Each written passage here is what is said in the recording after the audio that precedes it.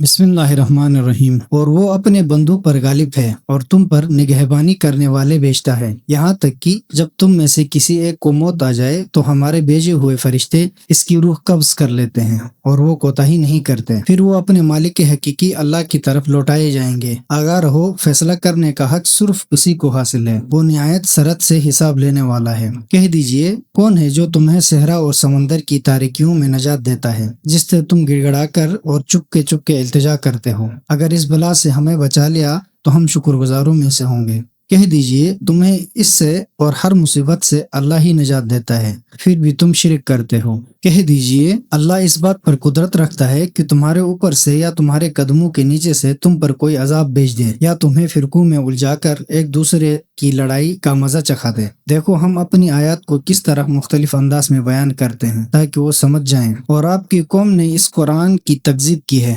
हालांकि ये हक है। कह दीजिए कि मैं तुम्हारा निगहबान नहीं हूँ और हर खबर के लिए एक वक्त मुकर्रर है, अनकरीब तुम्हें मालूम हो जाएगा। और जब आप देखेंगे कि लोग हमारे आयत के बारे में चेमगोइयां कर रहे हैं तो आप वहां से हट जाएं, यहाँ तक कि वो किसी दूसरी गुफ्तगू में लग जाएं। और अगर कभी शैतान आपको भुला दे तो याद आने पर आप जालिमों के साथ न बैठें और अहले तकवा पर इन जालिमों का कुछ बार हिसाब नहीं। ताहम नसीहत करना चाहिए, शायद वो अपने आप को बचा लें। और ए रसूल, जिन्होंने अपने दीन को खेल और तमाशा बनाया हुआ है और दुनिया की जिंदगी ने इन्हें फरीब दे रखा है, आप इन्हें छोड़ दें। अलबत्ता इस कुरान के जरिए इन्हें नसीहत जरूर करें। मुबादा कोई शख्स अपने किए के बदले फंस जाए कि अल्लाह के सिवा इसका न कोई कारसाज है और न ही शफात कुनंदा, और अगर वो हर मुमकिन मुआवजा देना चाहे तब भी इससे कबूल न होगा। ये वो लोग हैं जो अपनी करतूतों की वजह से गिरफ्तार बला हुए। इनके कुफर के ओस उनके पीने के लिए खोलता हुआ पानी और दर्दनाक अजाब है।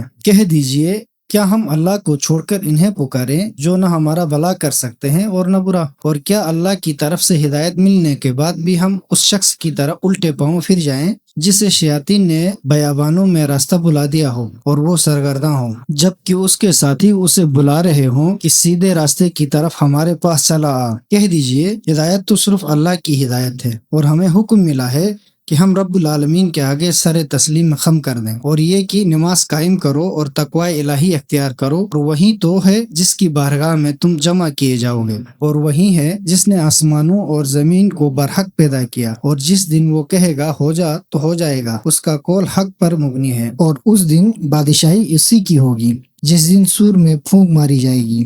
वो पोशीदा और जाहिरी बातों का जानने वाला है और वही बाहिकमत खूब बाखबर है। और जब इब्राहिम ने अपने बाप आजर से कहा, क्या तुम बुतों को माबूद बनाते हो? मैं तुम्हें और तुम्हारी कौम को सरी गुमराही में देख रहा हूँ। और इस तरह हम इब्राहिम को आसमानों और जमीन का निजाम व हुकूमत दिखाते थे ताकि वो अहले यकीन में से हो जाए। चिनांच जब इब्राहिम पर रात की तारीकी छाई तो एक सितारा देखा, कहने लगे ये मेरा रब है। फिर जब वो गुरूब हो गया तो कहने लगे मैं गुरूब हो जाने वालों को पसंद नहीं करता। फिर जब चमकता चांद देखा तो कहा ये मेरा रब है। और जब चांद छुप गया तो बोले अगर मेरा रब मेरी रहनुमाई न फरमाता तो जरूर मैं भी गुमराहों में से हो जाता। फिर जब सूरज को जगमगाते हुए देखा तो बोले ये मेरा रब है, ये सबसे बड़ा है। फिर जब वो भी गुरूब हो गया तो कहने लगा, ए मेरी कौम, जिन चीजों को तुम अल्लाह का शरीक ठहराते हो मैं इनसे बेजार हूँ। और इब्राहिम की कौम ने इनसे बहस की तो उन्होंने कहा, क्या तुम मुझसे इस अल्लाह के बारे में बहस करते हो जिसने मुझे सीधा रास्ता दिखाया है? और जिन चीजों को तुम उसका शरीक ठहराते हो उनसे मुझे कोई खौफ नहीं, मगर ये कि मेरा रब कोई अमर चाहे। मेरे रब के इल्म ने हर चीज का अहाता किया हुआ है। क्या तुम सोचते नहीं हो